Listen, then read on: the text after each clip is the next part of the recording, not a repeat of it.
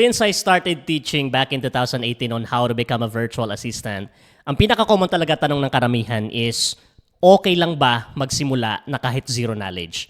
Okay lang ba na magsimula na kahit walang experience? Well, this is a common questions that I would like to answer right now with our very special guest na kung saan she's one of the Sandbox student that we're about to get to know more in a moment na kung saan we will ask few questions for you guys to know on how to really started, on how to become a freelancer or virtual assistant in this year 2024. And together with me, with my co-host, Miss Nami, na kung saan makakasama natin na makausap si Miss Kyle with these questions that we have actually prepared. And we have set up this session, which is what we call the Sandbox Podcast. And this is a podcast where we talk about anything, something to do with business, freelancers, or life in general. So, wag na nating patagalin. Let me introduce to you, right beside me, Miss Kyle, para sa mga katanungan ng ating, how to become a freelancer, basically. So, yeah, how are you po, Miss Kyle? Hello, Coach. I'm doing great po. Well, that's good kasi nasabi ko na kanina that we have set of questions that we would like to ask you kasi this is for the benefit of everyone, especially para sa mga aspiring virtual assistant right now, for them to know on how to really get started sa ganitong klaseng career kasi napakaraming mga misconceptions sa internet that they actually that they actually like see when it comes to like social media platforms sa YouTube, TikTok, and etc. And this is the best opportunity for aspiring VAs for you guys to know ano nga bang meron and what's the reality behind on how you can how to start your career as a freelancer. So ayun, so wag na natin patagalin. The very first question that I have is that prior sa pagiging isang virtual assistant, what's your kumbaga day job? Actually, I don't have experience po. Since I just graduated last year, I'm a fresh graduate with the Bachelor of Science in Management Accounting. Mm-hmm. So my only experience would be just internship in the city government of Tagum here in Tagum City in this accounting office. I'm just an accounting intern. Okay, see. Para pala sa mga hindi nakakaalam, hindi ko na-mention, Miss Kyle is one of the scholar from PESO who were about to... You have client already right now, right? Or I'm undergoing po an final interview po under BAA.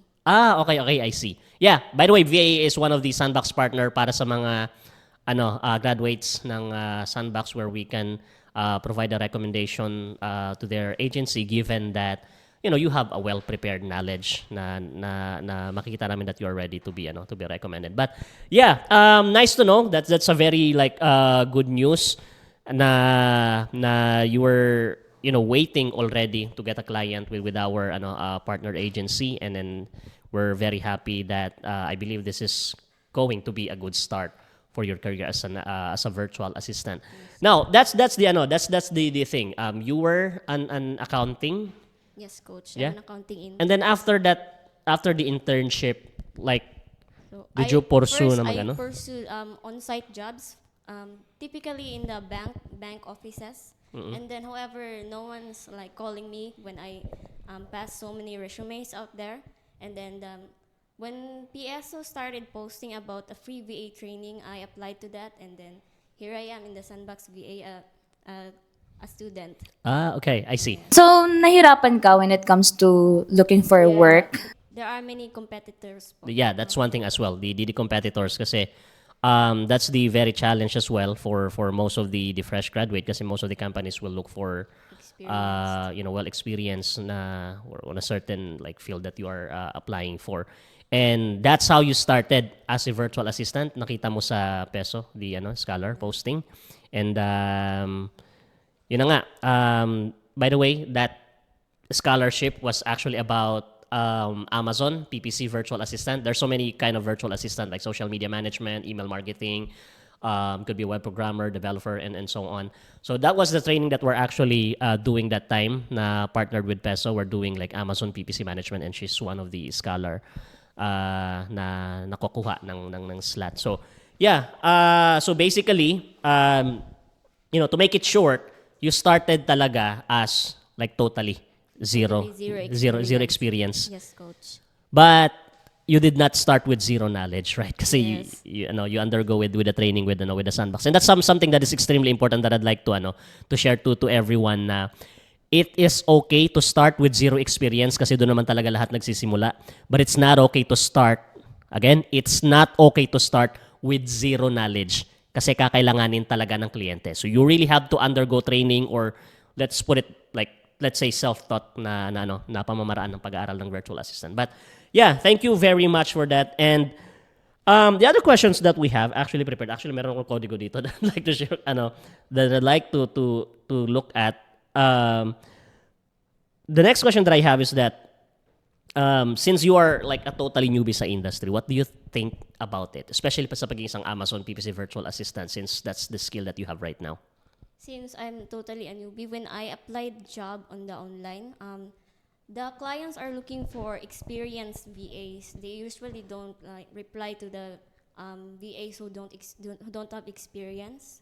So I was having a hard time during that time for applying in Amazon PPC or Amazon VA jobs. So what do you do? Like, I just kept applying, and then at the time you recommended we apply to the VAA agency or the partner agency. So I got contacted for initial interview, and then I fortunately passed the interview. and kamusta naman yung kamusta yung interview? They they told me to show my specs in the laptop because they required specific specifications for laptops. So they also asked me to have backup laptops too during the interview, and then ask basic questions. Okay, I see. Kasi most of the agency would require talaga ng ganyan kasi in any case that, magka-trouble yung isang computer, at least you have the backup.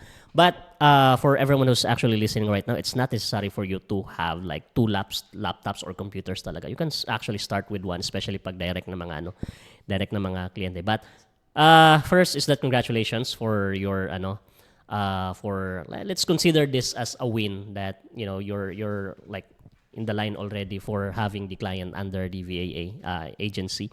So yeah.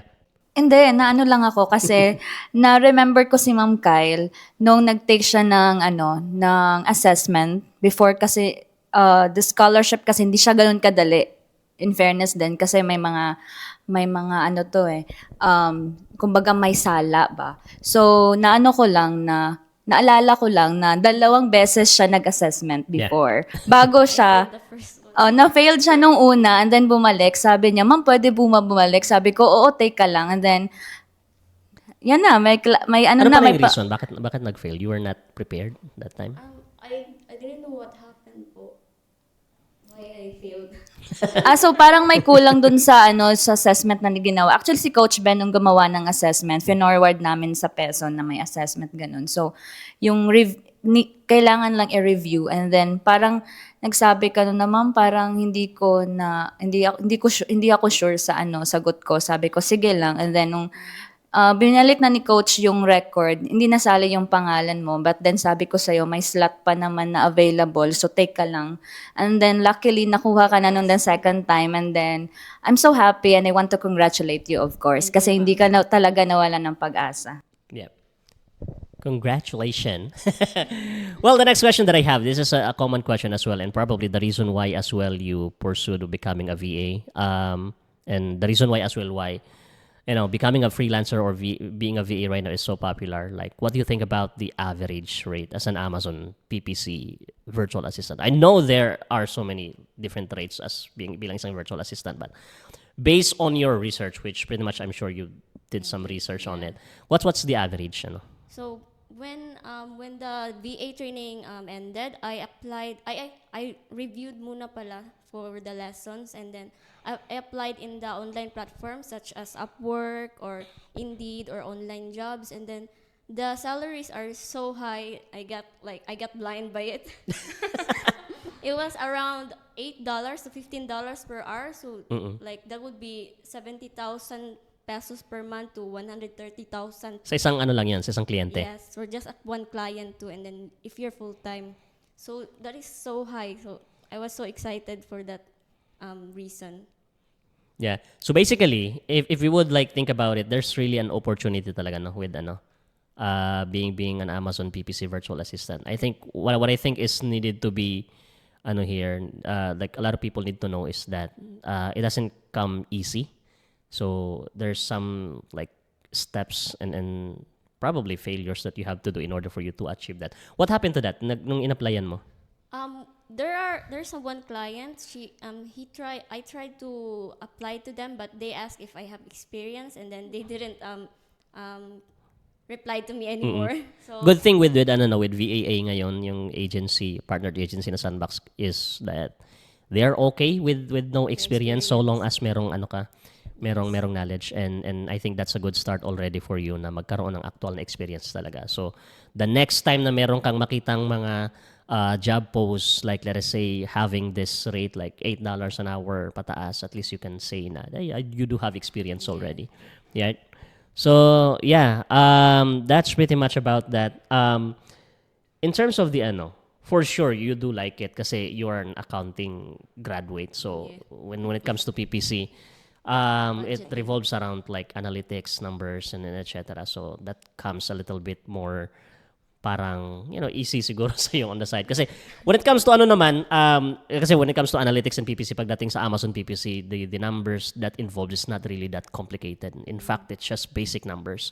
It's just the people are actually trying to interpret it na parang ang hirap, which in fact when you get to learn about it, it's easy. It will just matter on na lang, like being a marketer, doon na lang talaga siya papasok. But in general, I think it's not that like totally new for you in terms of like reading some data as an Amazon PPC VA. Pero yun na nga, the other question that I have is that what do you think about being an Amazon PPC VA, like in terms of the nature ng trabaho or the saturation? When you are an Amazon PPC, your work will directly impact the seller's account, right? Since you will be dealing with their advertising budgets, you have to be profitable with their campaigns so that their budget won't be wasted. So being an Amazon PPC is really, really, really important for the sellers because it's one of their profit-making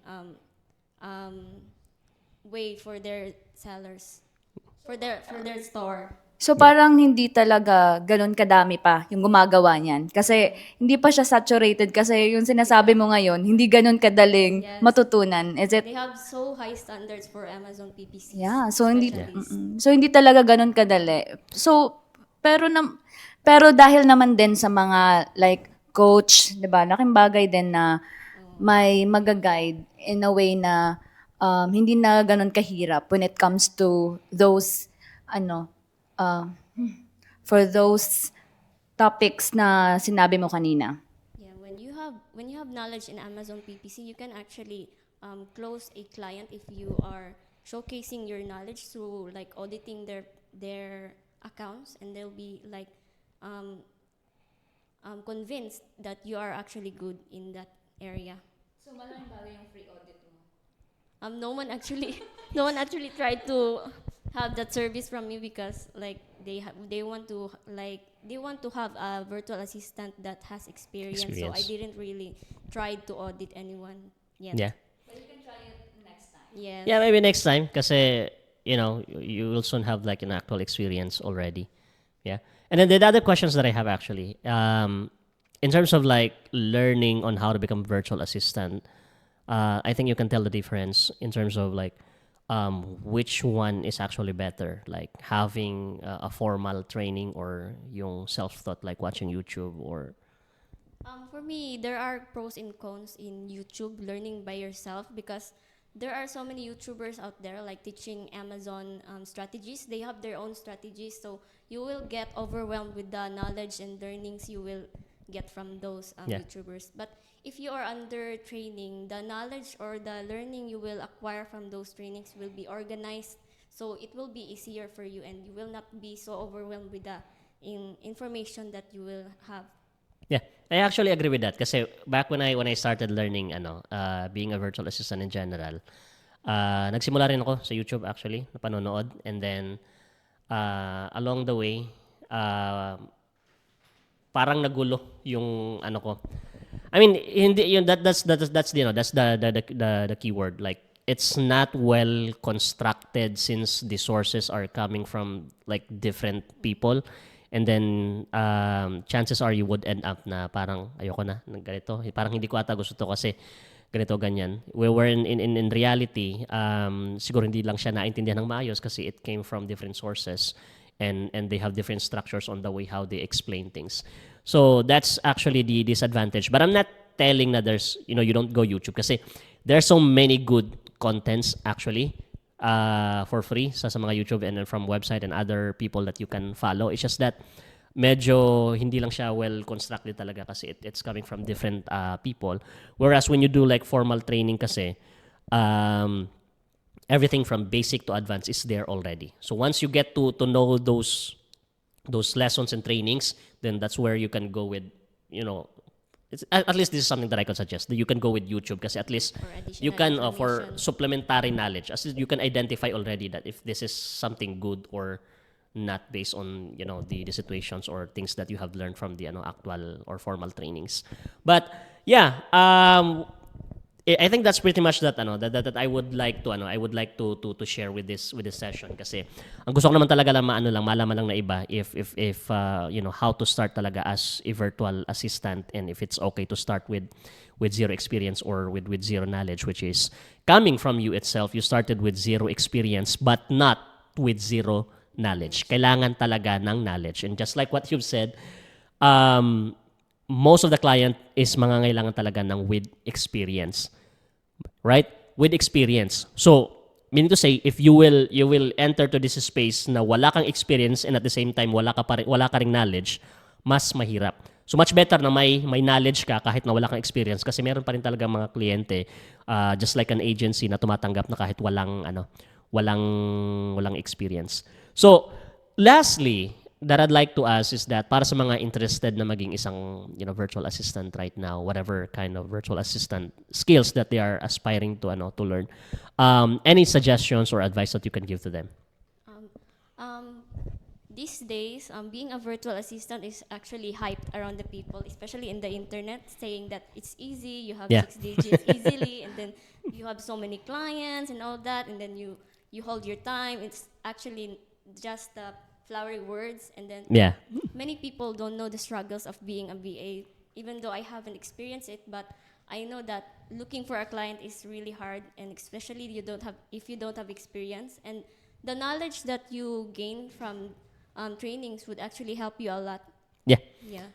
I mean, initially, it would be like hard kasi you're trying to gain the experience already, but as soon as you gain that experience and get to learn how to navigate the space ng freelancing, it's gonna be a lot more like you know, easier. And there's one thing that I'd like to point out as well that you mentioned, yung tawag nito, yung parang hype sa social media when it comes to freelancing, that it would look like na parang andali lang kumita ng 6-digit per month, which is in fact it's actually not. Yes, it's possible na kumita ng 6-digit per month, but it's not gonna be that it's not gonna be that easy the way how they actually show it.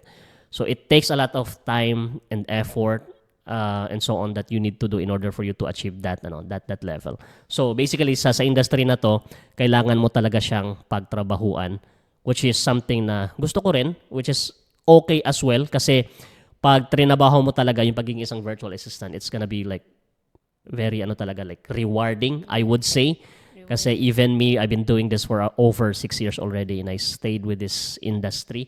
Kasi kung hindi lang talaga siya rewarding, I would probably, baka nasa kusina ako ngayon kasi I'm a graduate of HRM. So, which is I really like as well. I'm a graduate of that, that skill, and I still wanted to practice that soon in the future if magkaroon ako ng maayos na like bakanting oras to practice what I have, Pero actually gusto ko learned. munang tanungin si Ma'am Kyle if ilang months mo ni-review or ilang months naging process bago dumating yung moment na, hey, After the training, it was like November, right? And then after that, I reviewed every day the lessons because I still get overwhelmed and pretty confused about it. And then it took like maybe 2 months or 3 months before I started applying because I wasn't confident with my knowledge yet. And then at that time, I wasn't contacted yet with VAA, so that was the time I was getting ready for the job. So it took 3 months. Last November. Oh, yeah, that's good. So at least they will know na it's not an overnight success. I mean, there are some people na, like, let us say, that are skilled already on a certain type of skill that they're trying to, like, let us say, web developer or like a programmer. Those were something na pinag-aralan na nila back when they were college. So basically, when they entered the freelancing space, there's no need for them to learn from scratch na. So looking for a client is something na medyo like hindi na ganun ka-complicated para sa kanila kasi they know already what they are doing. But for some people that are, like, let us say, still learning the skill, like, let us say, being an Amazon virtual assistant, that's actually a good time frame, like, to give yourself at least like 3 months na aralin talaga siya in order for you na ma-master talaga siya. Kasi sa industry na to, confidence is something na sobrang kailangan talaga, especially when you are answering questions with potential clients. So do you think that the portfolio is very important when it comes to looking for a client? It's really important because most of the clients are looking for portfolios, not resumes. Because with portfolio, you can showcase your skills or services there or your accomplishments. So it would be convincing for them to use the portfolio. It Yeah. will be convincing. It's a good thing that you master only one and then one skill. Do you prefer to have only one skill and then master it, or what? I prefer one skill because if you focus on one skill, you will be expert or professional with that skill instead of learning so many skills and then you're not so good at them. But it's better if you're learning one skill only and then you will focus your knowledge there. Yeah. That's actually what we call that, yung parang specialty as VA versus becoming like more on like a general VA where, a master, like a what do you call that? Yung parang a jack of all trades but a master of none, something to that. So I prefer to do it like kasi I started with like social media manager, Shopify VA, Facebook ads, etc. So until I found the PPC VA, which I really like a lot. So this is where I decided to master and just focus on kasi with this skill alone, it's enough already for me to achieve that 6 digit that a lot of people are actually like showing from social media. And that's the main reason why that I stayed here for about like over 6 years already with this type of skill, and up until now this is something that I've been still doing and serving with my clients. So yeah, I'm happy we're happy to know that you're into it already, ready for your to get your own client from BAA. And of course, before we end the session, we would like to thank the following sponsors. Charot. We would like to thank the of course, without the peso tagom, I think this won't be this won't probably possible. Probably Miss Kyle is on a different path right now, looking for some work or whatever. But thank you very much, Peso Tagum, for this kasi she's one of the scholar of the Peso Tagum. So, yeah, I think, do you have any follow-up questions you'd like to Wala you'd na. like to ask? Masaya na ako. I'm happy na may isa na namang produkto si Sandbox na may natulong na naman si Sandbox na magkaroon ng, it's not a easy pero masasabi natin na life-changing, right? So, thank you very much, Miss Kai. Thank you very much, Miss Kyle. Ma'am, Miss Kyle, and once again, thank you very much, Miss Kyle, for for accepting the invitation, and with my co-host here, Miss Nami. And once again, this is Sandbox Podcast, a podcast for Filipino freelancers. Thank you guys very much. Bye bye.